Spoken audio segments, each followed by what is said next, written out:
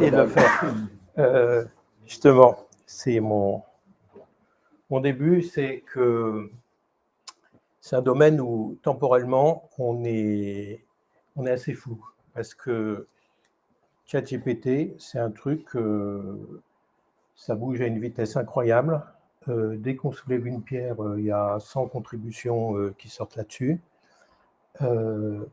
Entre le moment où j'ai proposé à Greg de faire ma présentation et aujourd'hui, il y a déjà eu un update majeur de ChatGPT. Donc en fait, on est tout le temps en train de courir.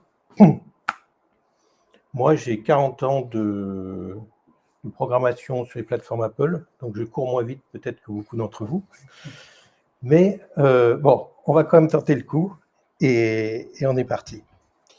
Donc, la première chose, donc, c'est tout simplement, on demande à ChatGPT de créer une vue SwiftUI. Donc, la première petite remarque, c'est que le prompt, on est tenté au départ de l'utiliser en mode impératif. On dit « crée-moi une vue ». Et en fait, c'est mon avis, hein, mais la bonne manière, c'est de le faire sous forme déclarative. C'est-à-dire qu'on dit à ChatGPT, on parle d'une vue avec un bouton et un compteur. Et donc, il génère, effectivement, enfin, il nous présente sous une autre forme ce que lui a compris. Et donc là, on a effectivement une vue SwiftUI très, très classique. Mais l'avantage de raisonner en mode déclaratif, c'est qu'on a créé une abstraction. C'est-à-dire que ce code-là, vous le savez, c'est le même qui peut tourner sur iOS, sur watchOS, macOS ou tvOS. C'est le même code. Pourquoi ? Parce que c'est un code qui n'explique pas, en gros, les détails. Il dit juste, je veux une vue où il y a un bouton, un texte qui sont empilés les uns sur les autres et avec une certaine mécanique dedans. Mais voilà. Et cette mécanique-là, après, elle est transposée sur ces plateformes Apple. Mais l'avantage, c'est qu'on peut la transposer sur une plateforme Android très facilement. C'est-à-dire que juste avec cette instruction-là, enfin cette instruction, on dit maintenant à ChatGPT, la vue que tu avais là dans le chat, tu me la présentes en Jetpack Compose. Et il présente exactement les mêmes caractéristiques parce que c'est du déclaratif. Donc pareil, un texte, un bouton qui sont empilés avec une logique qu'on va décrire un peu plus maintenant. Donc c'est très cool, moi je trouve ça. C'est-à-dire que quand on arrive à raisonner de manière un peu plus abstraite et qu'on a ChatGPT, on peut faire des trucs un peu incroyables quand même. Alors, il y en a d'autres, hein, justement, c'est ce que je vous disais, ChatGPT, là on parle de mode texte, mais il y a les modes où on peut lui donner des données sous forme d'images qui arrivent, etc. Donc c'est loin d'être fini. Mais si on raisonne justement avec cette idée d'abstraction, on fait déjà beaucoup de choses. Alors, si on revient à notre vue avec un bouton et un compteur. Cette déclaration qu'on fait, elle a l'air toute bête. Et en fait, elle est très, justement, elle est trop bête finalement. Si on regarde ce qu'elle fait, elle génère uniquement, on lui dit juste que c'est une vue SwiftUI où il y a un bouton et un compteur. Donc c'est ce que j'ai mis là dedans. Hein, donc une vue SwiftUI, on ne sait pas comment elle s'appelle. On a un compteur, on ne sait pas trop comment ça marche. On a un bouton et un texte. Et puis c'est tout. Alors la première chose que ChatGPT va faire, c'est qu'il va imaginer qu'est-ce qu'on va mettre dans les trous. Et le premier trou, on va prendre les trous de manière séquentielle, mais lui, il fait peut-être dans un autre ordre. Il fait même tout en même temps, hein, mais c'est pas grave. Donc, on va dire, si on disait que la vue qu'on veut créer s'appelle Counter View, à ce moment-là, on remplit ce point-là qui devient celui-là. On continue. Donc, on dit maintenant que l'état qui contient le compteur, on veut l'appeler count, et donc ça nous met à jour notre code avec count qui se met à ces endroits-là. Et on veut dire que la valeur initiale de count, c'est 0. Tout ça, ChatGPT l'a déduit parce que dans la plupart des cas où il y a cet exemple-là qui sort, c'est toujours on commence à 0, et puis de la même façon, on incrémente de 1. Mais on ne l'a pas dit ça. Et rien n'empêche de faire un compteur qui commence à 10 et qui incrémente de 5 en 5. Et à ce moment-là, il faudrait préciser effectivement tous ces éléments-là. Si on ne les précise pas, c'est ChatGPT qui les suppose, enfin qui a des valeurs par défaut pour ce genre de choses. On continue. Donc le texte du bouton, on le précise aussi. On dit que le texte, ça doit être TAPME. Et on dit aussi que l'affichage du compteur commence par count et la valeur. Donc là, je rentre dans tous les détails. Enfin, vous voyez, c'est-à-dire que les précisions qu'on va mettre dans le code ici, il faut qu'on les donne évidemment dans la déclaration qu'on fait. Et la dernière qu'on fait, les déclarations, c'est on met un VStack pour dire qu'on empile les deux les uns sur les autres. OK?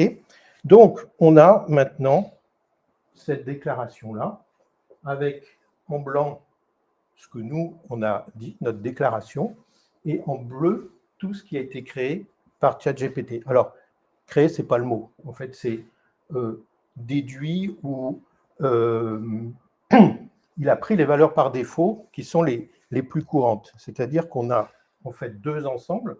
On a notre déclaration, ici, et puis on a cette masse de trucs bleus qui est en fait la masse de ce que ChatGPT connaît, en quelque sorte. Et donc, qui va servir à créer ces valeurs par défaut. Donc, on a ces deux gros ensembles, le bleu, le blanc. L'ensemble bleu, en fait, on va le considérer comme l'état de l'art. Alors, l'état de l'art, justement, bon, c'est un mot, vous allez voir, on le retrouve à pas mal d'endroits, mais l'idée, c'est que c'est une photo qui a été prise à un instant T et avec certains inconvénients. Donc déjà, un inconvénient, c'est que c'est une date donnée et que même aujourd'hui, la photo qu'a prise ChatGPT, c'est une photo en 2021. Donc effectivement, la gestion de la navigation, par exemple dans SwiftUI, eh ben, c'est l'ancienne navigation. Donc il ne faut pas trop jouer avec ça dans la version actuelle parce qu'il va générer un code qui marche, mais bon, on est un petit peu aux limites. Et puis l'autre chose, c'est que cet état de l'art, c'est aussi pour une culture donnée. C'est-à-dire que c'est fait aux États-Unis, et aux États-Unis, on a l'habitude peut-être de compter de 0 en incrémentant de 1, mais on peut imaginer d'autres cultures, on compte à l'envers, enfin je ne sais pas, ça doit être assez rare. Mais enfin, vous voyez, c'est que c'est le fait de prendre comme ça une photo à un instant T dans une culture donnée, ce n'est pas sans conséquence sur ce que lui va nous proposer comme valeur par défaut. Alors, quand on dit que c'est l'état de l'art et donc c'est ça qui lui sert à générer par le défaut, en fait, il y a ça. Donc, on pourrait dire les connaissances communes. Et puis, quand même, il mémorise le dialogue qu'on a commencé avec lui. C'est-à-dire que les données qu'on a échangées avec lui, ça fait partie des connaissances. Donc, notamment, si j'ai commencé à lui dire une vue SwiftUI et qu'après je ne parle plus que de une vue, il sait que c'est une vue SwiftUI.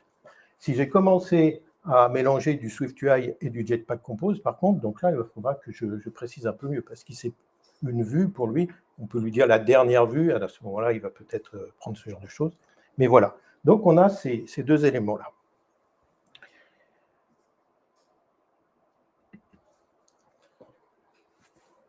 Alors, on va revenir à ces deux ensembles-là et puis on va aller un petit peu à un niveau plus haut, justement, et on revient au titre du talk, en fait. Donc, générative et déclarative, en fait.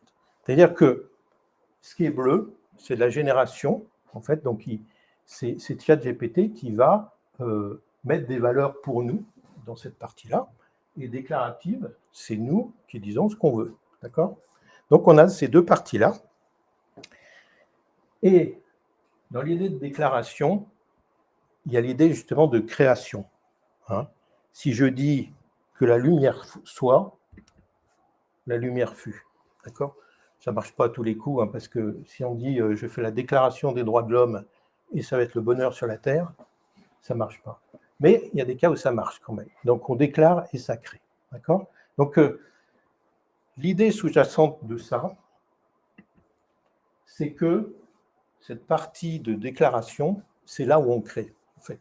L'autre partie, c'est une grosse moulinette, finalement, où on va prendre les données qui ont été un petit peu générées et on va produire quelque chose, mais sans création. En fait, on fait du processing, on mouline, mais c'est bête et méchant là-dedans, quelque part. Donc toute l'astuce, hein, c'est que ChatGPT, il se présente comme quelqu'un de sympa et tout, mais c'est quelqu'un de très bête et très méchant. Quelque part, c'est même un monstre, hein, parce que c'est quelque chose d'inhumain. Quelqu'un qui connaît, qui peut parler 59 langues, à qui on a fait digérer des millions d'encyclopédies, des milliards de documents, de source code, de trucs, le gars, il est pas très net. Hein. Donc, c'est un monstre, en fait. D'accord? Mais ils ont été malins, ils lui ont donné une figure humaine. Et puis à côté, on a le pauvre développeur, qui est un humain, et qui à côté, il est tout petit. Hein. Quand on voit justement ces milliards de données et de machins, nous, dans notre petite tête, on n'a pas grand-chose. Et pourtant, c'est là qu'on crée. Toute la création, elle est là-dedans. Alors, le problème aussi qui va se poser, c'est que si on a un client ou un employeur, ben, il va être tenté de dire, le développeur, là, il est tout petit, il connaît certains trucs, mais il ne sait pas tout ce que ChatGPT connaît. Et puis, il me coûte de l'argent, alors que ChatGPT, bon, c'est un petit abonnement, enfin, c'est moins qu'un salaire. Il est disponible tout le temps. C'est industriel, c'est-à-dire que, bon, à la limite, c'est éprouvé par plein de monde. Le développeur, des fois, il éternue, tout ça, il est moins fiable que, à la limite, ChatGPT. Donc, voilà, il y a ce truc-là. Mais, d'un autre côté, donc si on prend la comparaison avec la vanille, une vraie gousse de vanille, c'est quelque chose qui a vécu, qui a une histoire, qui a poussé sur un sol, donc une culture de saison, de choses comme ça. Vous voyez, il y a quelque chose, et on sent bien que c'est ce quelque chose-là qui permet de créer. Alors que l'autre truc, ben, on ne crée pas, quoi. C'est de l'industriel, on fait des mélanges, on fait des trucs, mais c'est pas subtil, quoi. Et donc, l'idée, c'est, voilà, vous avez quelqu'un qui doit choisir entre ces deux trucs-là. Qu'est-ce qu'il va faire? Mais en fait, il ne faut pas qu'il choisisse. Enfin, c'est un peu mon a priori, mais il faut prendre ce qu'il y a de mieux dans les deux. Et c'est un truc qui est assez courant, en fait, dans le monde. Et donc, notamment dans la littérature, si on prend cet exemple-là, c'est Cyrano, le développeur. Il est rempli de fougue, de poésie, de sagesse, mais il paraît très laid et puis bien lourd pour séduire le client. Hein,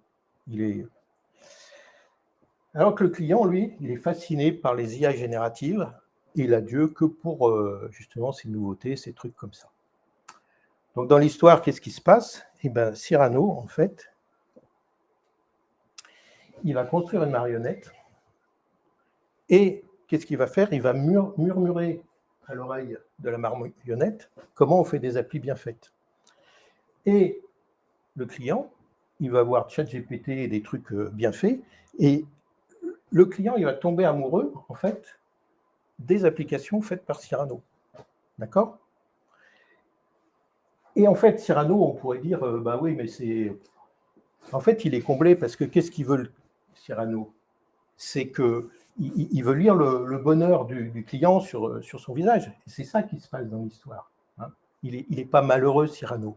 Il arrive à combler en fait son client. Alors on pourrait dire quand même, ce truc-là, c'est sympa, mais le fait qu'il y ait quelque chose entre les deux, eh ben, le courant passe moins bien, en fait. Ce qui peut être vrai, mais je ne sais pas si on a le temps, là, on est 50, on est quoi au niveau du timing? C'est bon? Bon, on va laisser parler Steve Jobs, alors. Je ne sais pas si on a le son très fort. Non, pas très fort.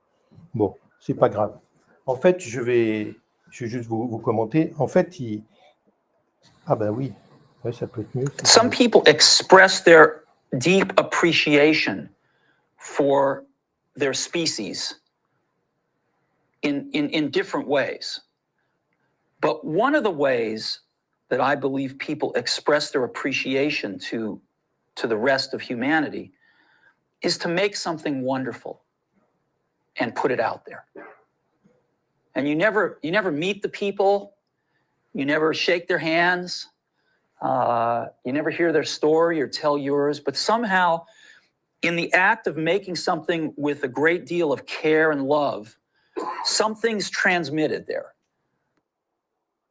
Voilà. Donc, ce qu'il dit, c'est que même si on passe par quelque chose qui est physique, donc le développeur qui construit une belle application ou un truc comme ça, le client final, il rencontre jamais, enfin, il peut ne jamais rencontrer le développeur lui-même, mais il peut quand même sentir des choses, des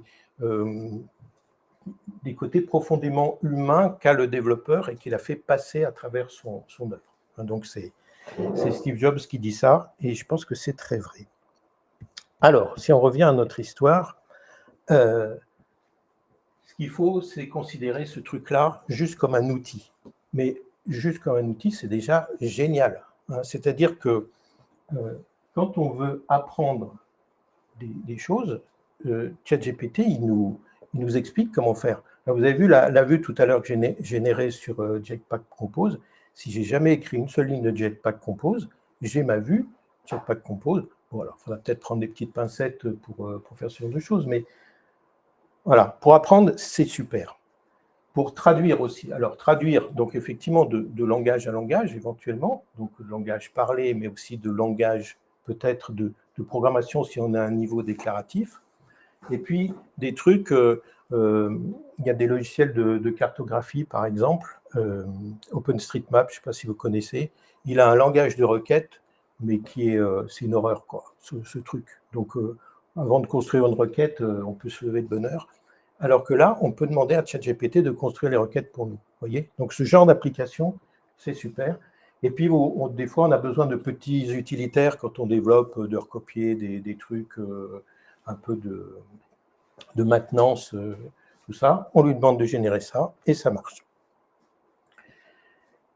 Ce qu'on va lui demander aussi, enfin, là où le développeur il va pouvoir bien dialoguer avec ChatGPT, c'est pour faire des trucs où lui, il a fait ce qui était, je dirais, un peu basique, qui était le plus répandu. Mais le développeur, s'il connaît que, par exemple, dans tel contexte, justement, tel algorithme de tri, il serait bien meilleur, il va mettre son propre algorithme de tri. Enfin, vous voyez, c'est juste un exemple. Mais connaissant mieux le contexte que ChatGPT, qui a une vision mondiale, globale de tout ça, on va pouvoir instiller des choses plus précises, mieux. Au contraire, d'ailleurs, on peut avoir une vision plus large. C'est-à-dire que ChatGPT répond juste à la question. Là, on est une vue, mais derrière, qu'est-ce qui va se passer si on a plusieurs vues à mettre? L'idée de l'assemblage, c'est très difficile à décrire. Donc là, le développeur aussi, il va pouvoir faire des choses plus larges. Voilà. Cette idée-là, justement, de dire, à partir du moment où on a ChatGPT, on remplace le développeur par ChatGPT, c'est un petit tweet là, que j'ai trouvé qui est exactement ça. Donc, François Chollet, c'est quelqu'un qui travaille chez Google et qui a développé Keras, en fait. Donc, c'est quelqu'un qui travaille beaucoup sur l'IA. Et donc, en gros, il dit que dire qu'on n'a plus besoin d'apprendre à coder parce qu'on a ChatGPT, c'est aussi idiot. Enfin, je ne sais pas quel est le mot qu'il dit, mais enfin, en gros, c'est comme si, quand on avait inventé l'imprimerie, on avait dit c'est plus la peine d'apprendre à écrire ou que les gens n'ont plus à produire de l'écrit puisqu'on a l'imprimante qui fait ça bien mieux et pour beaucoup moins cher.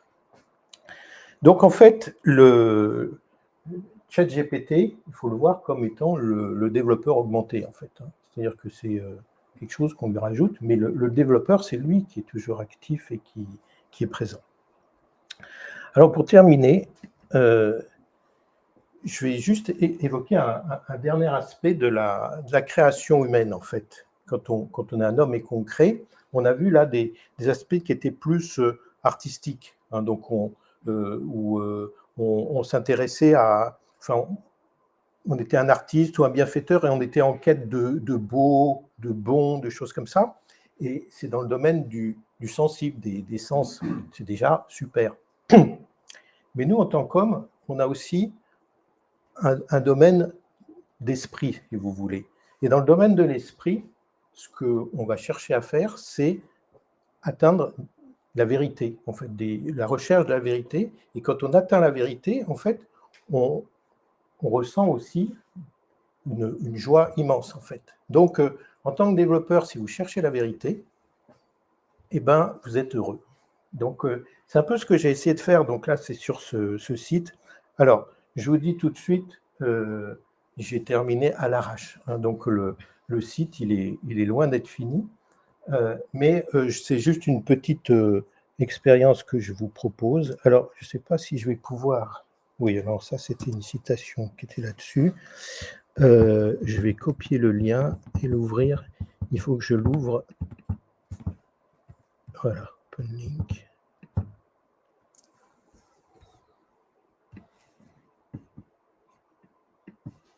Ah ben oui, c'est mieux. Il est où? Eh oui.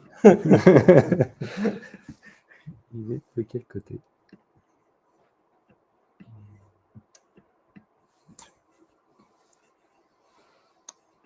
On va passer en mode miroir. Il est à gauche.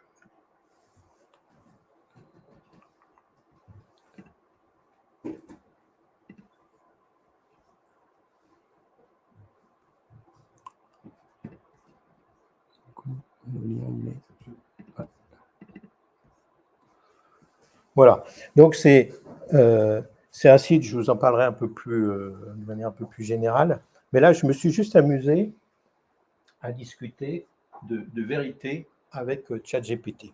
Donc, le premier truc tout bête, c'est peut-être écrit un peu petit, je ne sais pas si vous arrivez à lire ou pas, mais en gros, je demande juste à ChatGPT, est-ce que tu peux me créer un test unitaire sur Counterview? Et il me fait ça, et je trouve que c'est pas mal du tout, en fait. Alors, je ne suis pas un grand spécialiste, mais en fait, il teste bien la fonction de base du compteur, en fait. Hein. Donc, il va appuyer 4 fois sur le bouton. Non, il appuie 3 fois sur le bouton, et il a bien un compte de 3 qui est fait. Hein. Donc, c'est le test unitaire qui est fait là. Alors, chaque fois dans les slides, je vous avais présenté que la partie code, mais chaque fois, il a une petite explication de texte qui est sympa, surtout quand on est dans la partie où on veut apprendre des choses. Donc là, je ne détaille pas. Mais c'est juste pour vous montrer le genre de questions que j'ai posées. Et je lui demande après, est-ce qu'il y a une source de vérité dans Counterview? Alors, c'est un peu... Hein, vous savez que dans SwiftUI, on parle justement de source de vérité. Hein, donc, c'est pour ça aussi que j'ai posé toutes ces questions-là, parce que j'avais mon idée en tête. Et il dit oui, la variable count qui utilise state, c'est la source de vérité pour la vue, etc.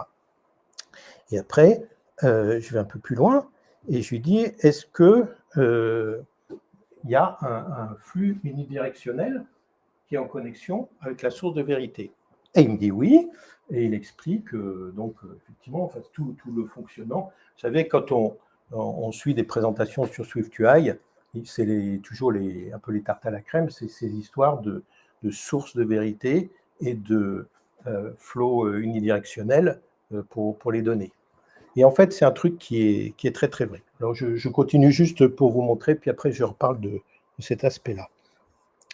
Alors, bon, ça c'était juste pour savoir s'il comprenait un peu ce qu'il faisait. C'est-à-dire que je lui dis, avec l'exemple du compteur, combien de fois il faut appuyer sur le bouton pour qu'il y ait 3 qui s'affichent. Et il le fait. Alors c'est marrant parce qu'il le fait en disant, si j'appuie, si je pars de 0, il y a 0. Si j'appuie une fois, j'ai 1. Si j'appuie 2 fois, j'ai 2, etc. Donc, on a l'impression qu'il essaye, soit dans sa tête, soit quelque part, mais c'est assez amusant.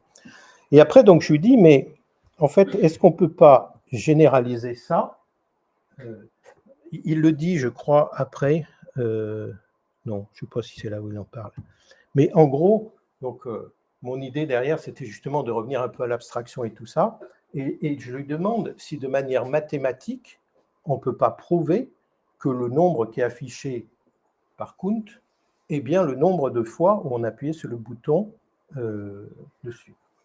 Et il le fait. Donc, je l'avais un peu aidé quand même, je lui ai dit une démonstration par récurrence. Donc, je ne sais plus si vous vous souvenez en gros, mais on démontre que pour 0, par exemple, pour la valeur initiale, c'est vrai. Et après, on dit si c'est vrai pour la valeur k, montrons que c'est vrai pour la valeur k plus 1 aussi. Et donc, il le fait. Il fait une démonstration par récurrence sur Count. Donc, je trouve que c'est assez sympa. Et après, qu'est-ce que je lui dis je sais même plus, j'ai fait ça. Alors, en fait, je ne sais plus quelle question je lui posais, en gros, pourquoi je lui demandais ça. Et puis, il finit par me dire, voilà, en fait, le nombre de fois où tu appuies sur le bouton et où ça compte, c'est simple et puis c'est intuitif, quoi. Je veux dire, à la limite, pourquoi tu me poses la question? Il n'y a même pas à le prouver. Et alors, justement, c'est pour le titiller un peu, je lui dis, mais est-ce que si c'est intuitif, ça veut dire que c'est vrai? Et alors là, il repart dans une grande considération. Et effectivement, et c'est très juste ce qu'il dit. Mais voilà. Donc, c'est juste vous voyez, des jeux un peu intellectuels qu'on peut s'amuser à faire. Et en fait, tout ça, c'est parce que je suis en train de travailler sur un site ici. Donc, lui, il est vraiment en développement. Je vous donnerai les liens quand même, mais il ne faut pas trop demander. Et en fait, le travail qui m'intéresse beaucoup, c'est justement d'utiliser cette notion de source et de flot. Vous voyez? Donc, matériellement, vous imaginez une source qui coule et puis des choses qui s'écoulent. Et comme la source, on sait que c'est vrai, c'est la source de vérité, si jamais on arrive à maintenir la vérité à chaque étape, on peut construire une architecture d'application où c'est vrai de bout en bout. Et on peut le démontrer mathématiquement. Vous voyez? Donc, c'est sur ce travail que je suis en train de faire, en fait. Donc, bon, j'ai ici, là, toute cette partie-là, je vais la reformaliser. J'avais d'autres petites idées avant, et on va le faire. Et après, l'idée donc de l'abstraction, c'est pour ça là, que l'image qui illustre tout ça, je ne sais pas si on la voit tellement ici, on la voit peut-être. Non, on ne la voit pas beaucoup. En fait, c'est celle que j'avais sur la présentation. C'est un espèce d'oiseau de Swift, en fait, qui est fabriqué avec des milliers de petits oiseaux qui volent ensemble. Et donc, l'idée, c'est ça. Pour moi, ça représente un peu l'abstraction, c'est-à-dire qu'on part de quelque part, on s'envole, on plane, et on va atterrir. Et dans la phase d'atterrissage, parce qu'il faut faire du concret, c'est ce que j'ai appelé Back to the Physical World, où on va utiliser les capteurs et les machins pour créer des applications, mais qui sont quand même dans le monde physique. Ce n'est pas des applis de maths ou de démonstration de théorèmes purs. Voilà. Donc c'est ça un peu le projet sur lequel je suis, et je me fais plaisir. Voilà.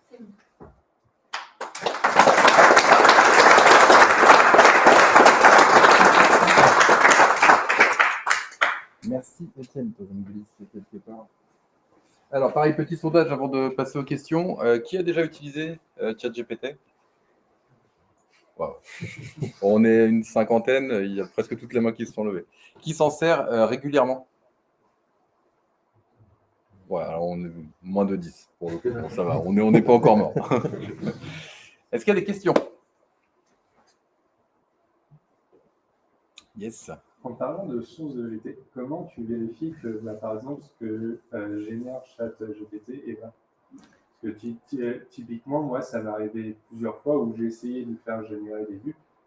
Et en fait, ce qui me générait, c'était... en fait, il me manquait des éléments, il manquait certains trucs pour que ça puisse fonctionner. Oui, alors justement, c'est là où je dirais il faut être prudent. Et c'est pour ça que j'ai voulu lui faire générer des tests unitaires et tout ça, parce que, à la limite, si son test unitaire, alors il peut te biaiser complètement, à la limite, son machin est faux, et il crée des tests qui répondent vrai alors que c'est faux, quoi. Bon, mais je pense qu'il n'est pas aussi vicieux que ça. Et donc, c'est pour ça que ça peut être intéressant, et que cette idée qu'on a, quand on utilise ChatGPT, à s'intéresser à l'aspect vérité, il est important, en fait.